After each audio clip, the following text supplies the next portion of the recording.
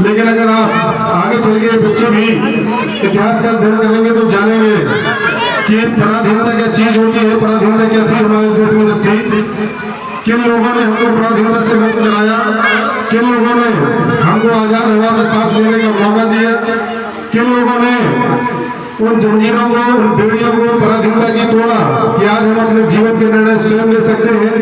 हम आजादी के साथ अपना जीवन के सारे निर्णय, चाहे हम कहाँ शिक्षा लेना चाहते हैं, हम किस अस्पताल में इलाज कराना चाहते हैं, अपने बच्चों को सारी सुविधाएं देना चाहते हैं, अपने इस देश के साथ हमको सब कुछ मुफ्त में मिला है, लेकिन इसके लिए हमको मुफ्त में भले मिला हो, लेकिन बहुत सारे लोग हैं जिन्होंने अपने प्राणों की आहुति दी है, तो उनके बलिदान को सम्मान करते हुए हमको अपने कर्तव्यों का भी भान होना चाहिए।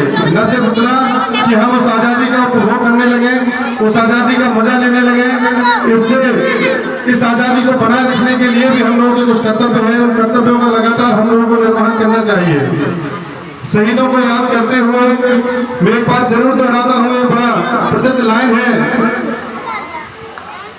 कभी वो दिन भी आएगा जब अपना राज देखेंगे, फिर अपनी ही जमी होगी और अपना आसमां होगा, शहीदों की चिताओं पर लगेंगे हर बरस मेले, वतन पे मरने वालों का यही बाकी निशा होगा। ये सोचकर हमारे अमर शहीदों ने प्राण त्यागे थे।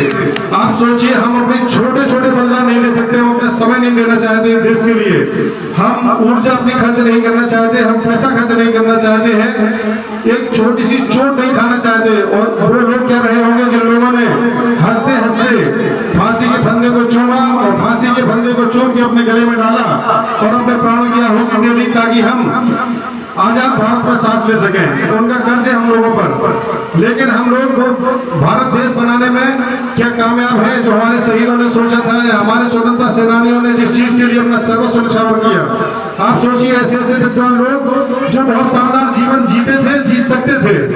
आप याद करिए महात्मा गांधी को, लंदन में बैरिस्टरी पढ़ने के बाद साउथ अफ्रीका, दक्षिण अफ्रीका में प्रैक्टिस करने वाला बंदा पूरी जीवन उन्होंने एक रोटी में गुजार दिया। एक आलीशान सादा सोगत भरी जिंदगी जीने वाले पंडित नेहरू जेल में कई वर्ष बिताए और कठिन से कठिन यात्रा सही। आप सोचिए उन क्रांतिकारियों को, चंद्रशेखर आजाद, सोचिए भगत सिंह को, सोचिए सुभाष चंद्र बोस को, याद करिए राम प्रसाद बिस्मिल को, याद करिए अशफाक उल्लाह खान को। उनकी आजादी का हम लोगों को सम्मान करना चाहिए और उस आजादी हमेशा बनी रहे, उसके लिए इस देश में एक व्यवस्था लागू की गई है। वो व्यवस्था अपने मूल स्वरूप में रहे, उसको प्रत्यक्ष या अप्रत्यक्ष रूप से कोई नुकसान ना पहुंचा सके, दोबारा हमको पराधीन ना कर सके। पराधीन हम सब लोगों के नहीं होते, पराधीन कई बार हम बाहरी लोगों के नहीं होते, अपने लोगों के भी हो जाते हैं। हम तंत्र के पराधीन हो जाते हैं, सिस्टम के पराधीन हो जाते हैं। तो सिस्टम के पराधीन ना हो पाए, इसीलिए अपनी संवैधानिक जो संस्था है उनका संरक्षण कीजिए, अपने पर्यावरण का संरक्षण कीजिए। इस देश ने हमको जो जो दिया है, हमारे लोकतांत्रिक व्यवस्थाएं यहाँ लागू है, तो बच्चे इस बात को भली भांति समझे कि लोकतंत्र के जो जो पिलर है, जो जो स्तंभ है, उन स्तंभों की हम अपना खून पसीना बहाकर भी अगर रक्षा करें तो करनी चाहिए हम सभी को। आप याद करिए, बच्चियों से बालिकाओं की संख्या अच्छी खासी दिख रही है, तो मैं बच्चियों से अपनी जरूर बात करना चाहूंगा। एक वो दौर था जब आप लोगों को शिक्षा का अधिकार यहाँ नहीं था, आप लोगों को घर वाले हम खुद नहीं चाहते थे, हमारे माँ बाप नहीं चाहते थे कि बच्चों को क्या करना है, चौका चूल्हा करेंगे और क्या करेंगे।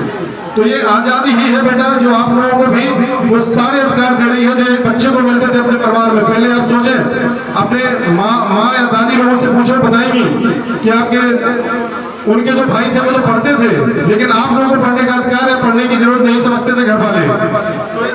इस आजादी का हम सबको सम्मान करना चाहिए और इस देश में जो भी ऐसा कुछ गलत हो रहा है, जिन जिन स्तरों पर गलत हो रहा है, हम उनका सबका प्रतिकार करना चाहिए, अपनी आंखें खुली रखनी चाहिए।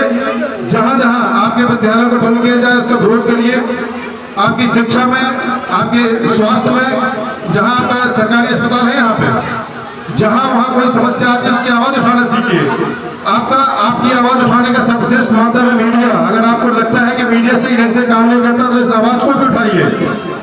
आपके संवैधानिक अधिकारों का संरक्षण करने के लिए न्यायपालिका है, उस पर भी निगाह बनाए रखिए। हर उस संस्था को हमको बचाना होगा जो हमारे संवैधानिक अधिकारों का संरक्षण करती है।